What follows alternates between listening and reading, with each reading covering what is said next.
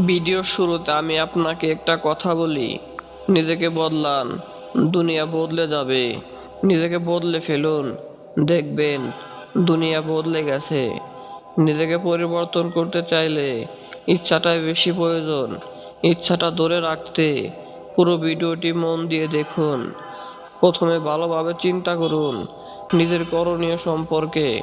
তালিকা করার আগে আপনাকে ভাবতে হবে কি করা উচিত আর কি করা উচিত নয়। সব লিখে তারপর দেখুন কোনটি বেশি অগ্রাধিকার দেওয়া প্রয়োজন। চিন্তাগুলোকে একটি ফ্রেমে সাজিয়ে ফেলুন।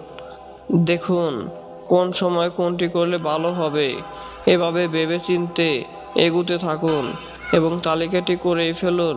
এতে করে আপনি যাই করবেন তাতে একটা মানসিক সন্তুষ্টি থাকবে আপনার।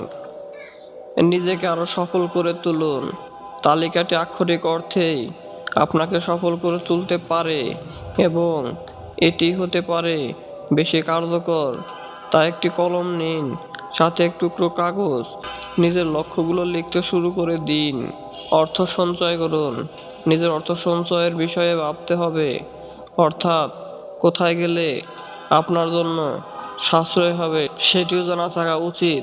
তাই ধরুন শপিংয়ে যাবেন, তাহলে লিখে ফেলুন কি কি কিনবেন। তারপর দেখুন কোথায় সেটা আপনার জন্য সাশ্রয়ী হবে। এটি আপনাকে অতিরিক্ত অর্থ ব্যয় থেকে রক্ষা করবে।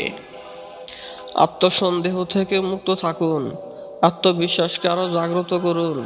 ধরুন হঠাৎ যদি মনে হয় যে জীবন আপনি পার করেছেন তা যথেষ্ট ভালো নয়, তাহলে একটি সঠিক তালিকায় আপনাকে সে পরিস্থিতি থেকে বের করে নিয়ে আসতে পারে। আপনি আপনার ছোট বড় সব অর্জনগুলো তালিকা করে ফেলুন। দেখবেন সত্যি কি দারুণ সময় গেছে আপনার। মানুষের আত্মবিশ্বাস নিয়েই সমস্যায় ভোগে। তাই এই তালিকাটি করুন, সেটি যে ধরনের সাফল্যই হোক না কেন। নিশ্চিত করুন যে কোনো ভুল করছেন না।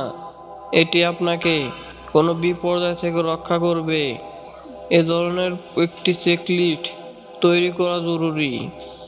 সুনির্দিষ্ট পরিকল্পনা স্থির থাকতে নিজেকে সহায়তা করুন। আমাদের মস্তিষ্ক অনেক সময় মনে করিয়ে দেয় যে কোনো কাজগুলো শুরু করেও আমরা শেষ করিনি।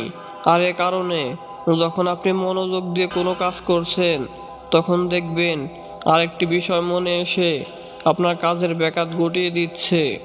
যে জিনিসগুলো আপনাকে দমিয়ে রেখেছে সেগুলোর মুখোমুখি হন। যেসব আপনাকে এগুতে দিচ্ছে না বা দমিয়ে রাখছে সেগুলোর মুখোমুখি হন। হয়তো মনে হবে বিষয়টি শান্তিপূর্ণ নাও হতে পারে, তারপরও মোকাবেলা করুন। দেখবেন শেষ পর্যন্ত সন্তুষ্টি আসবে।